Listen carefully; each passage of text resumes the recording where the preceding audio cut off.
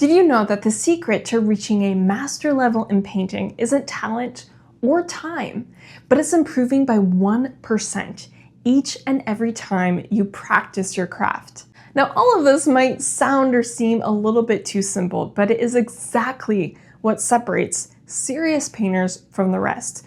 Most people just kind of keep on painting the same kind of way over and over again, hoping that one day things will just kind of click together and work.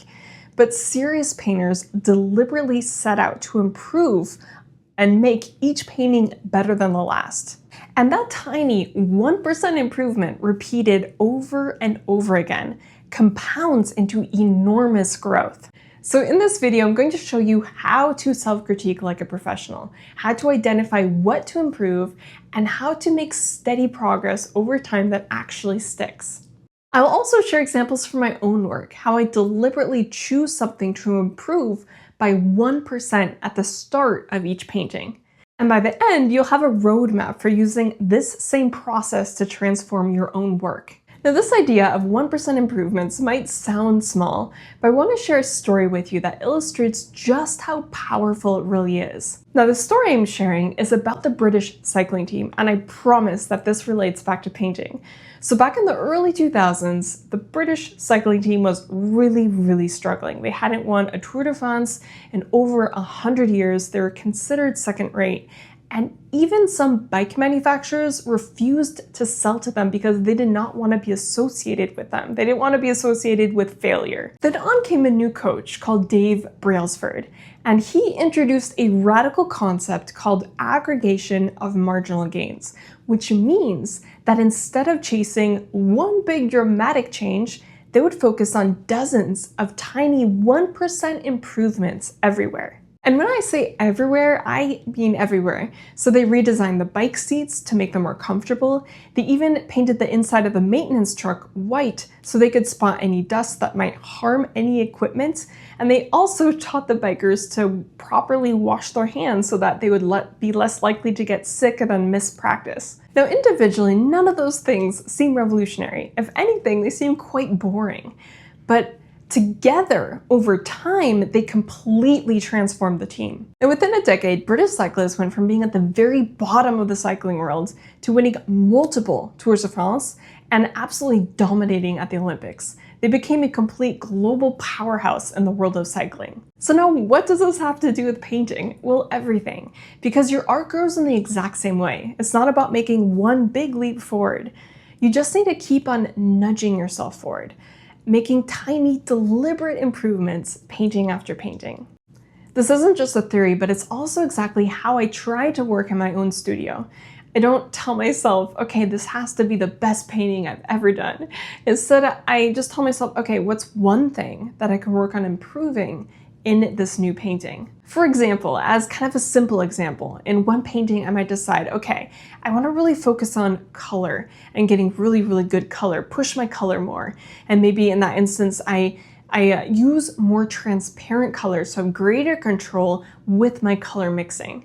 And in another painting, for another example, maybe I want to really focus on improving my edges and getting better edge control and kind of pushing that more. And when I focus on things so solely, just kind of one thing at a time, helps me to really improve much more than if I were very diversified. And sometimes the final painting turns out beautifully and sometimes it doesn't at all. But I always walk away having learned a little bit.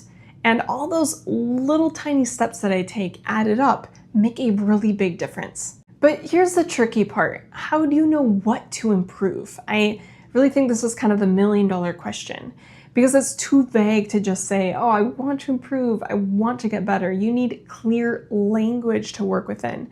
And that language is the fundamentals. Because having very strong knowledge of the fundamentals will allow you to get very specific and get at those 1% incremental improvements. And those fundamentals, of course, are value, color temperature, edges, composition. And depending on where you are at in your learning journey, you'll probably set up different 1% improvements for yourself within the fundamentals. For example, let's say you're a beginner and you're struggling with value and creating clear light and dark values. You're probably going to focus on really creating great clarity with your light and dark values in your painting. And you're going to really hone in and focus on that. Now, let's say you're more of an advanced painter and you really kind of have a relatively solid grasp on value. And so you want to kind of zero in and value a little bit more and get at something more specific within value. Let's say maybe that is get better at making high key value paintings. So that means very light value paintings, something that's kind of at the upper part of the value register. Now, when serious painters critique their own work, they don't just say, I don't like it. They ask themselves, what specific area of the fundamentals can I improve by 1% the next time I paint? And that's exactly what separates serious painters from casual ones. It's not about being harsh on yourself, but it's about having the language to be able to make your self-critiques useful. Now, I want to show a real-life example from my own work, just so that you can see how you can apply this to your own work in a practical way. So this is a still life that I made several years back, and before I started this, I decided that I really wanted to paint something that was very shiny. I hadn't really done something like that before. I hadn't worked on really that skill of recreating something that has a lot of luster, a lot of shine in paint. And so I found this object, this golden pineapple around our house, and I set up a still life around it. Now, this example is a little bit different in that I was using all of the fundamentals to paint this and to capture that shine in the object, but it really works as an example of improving by 1% because the goal that I had was very, very specific and narrow. I was really after kind of working on capturing that shine that kind of was displayed in my subject matter. You can see that I was able to capture a sense of luster and shine in my painting. There is, of course, room for improvement, as there always is, but working on this stretched me a little bit, which is the point. Now, the second example that I have here is a painting of a coral. I've been wanting to paint this coral that I have in my studio for quite a long time.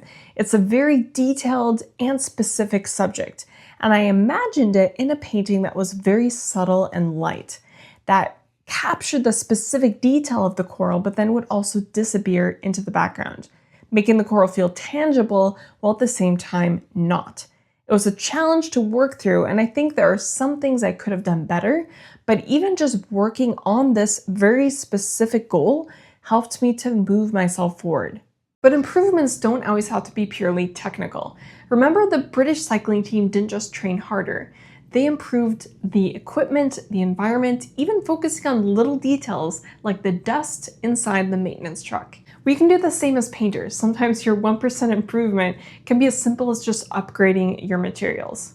Maybe you're painting on a really cheap surface that feels like sandpaper and it's just fighting you the whole way and you don't even realize that that's really causing an issue.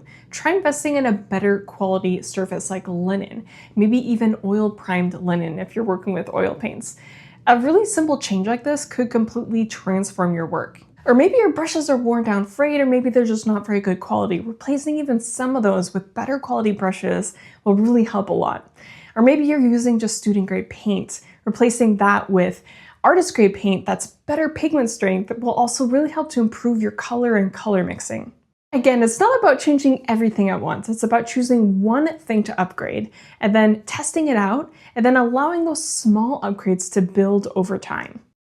Now, I know some of you might be thinking 1%, that sounds really, really small. How could that possibly matter? But it does matter because it compounds. Just like when you have interest in investments, these small changes grow over time. 1% better today, 1% better tomorrow, and before long, when you look back, you realize how far you have actually come. It doesn't always feel dramatic in the moment. You may not notice any change from one painting to the next, but after 50 paintings or 100 paintings, the change, the growth is going to be enormous. And that's why serious painters don't get stuck obsessing over perfection, because they understand that growth, that change is in the small, steady, compounding improvements over time. But it's really important to be very intentional about making those 1% improvements in your work. And I say that because it can be really hard to keep oneself motivated when you aren't seeing these really big changes in your work kind of all at once. So keeping yourself motivated is very important. And also just getting yourself to really love the process, because that will keep you going. But to be honest, sometimes one doesn't know what to improve. You look at your painting and you know something is off, something's not working, and you want it to be better, but you don't know what to change, what to improve, kind of what to work on. And that's where things can feel really frustrating because you want to improve, you want to move forward, but you have no idea how, and so you feel really stuck. And I used to be in this place, so I really understand that well. And that's why I sought out more training. And that's what really helped me to get unstuck and really helped me to learn and understand how to critique myself. So this is where outside guidance becomes invaluable. A teacher, a mentor, sometimes even a peer with just more experience than you can sometimes see things in your work in seconds that you're completely blind to. So having guidance like this can sometimes save you months or even years of wandering around in the dark. That's one of the biggest reasons why I created my own courses. In them, I guide my students, giving them personalized feedback so they know exactly what the next 1% thing they should focus and work on improving. So it makes the process far less overwhelming and a lot more rewarding. You can check out my color and painting mini course. I have a link for that below. In the course, when you go through the lessons, you can also share your work with me, and I will give you individualized feedback on exactly what 1% improvements you can make in your work. No matter where we are at, there's always more things that we can improve upon. And I have more courses that go even deeper in painting. I'll link those below as well. And just like the British cycling team, those small steps add up to massive transformation. Now, if you found this helpful, hit the like button and subscribe. And download my free color mixing artist guide. It will definitely help you to improve your color by 1%. And if you have any questions or comments, please leave those in the comment section below. Or if you'd just like to say hi, I always love hearing from you. Thank you so much for watching, and I'll see you in the next video.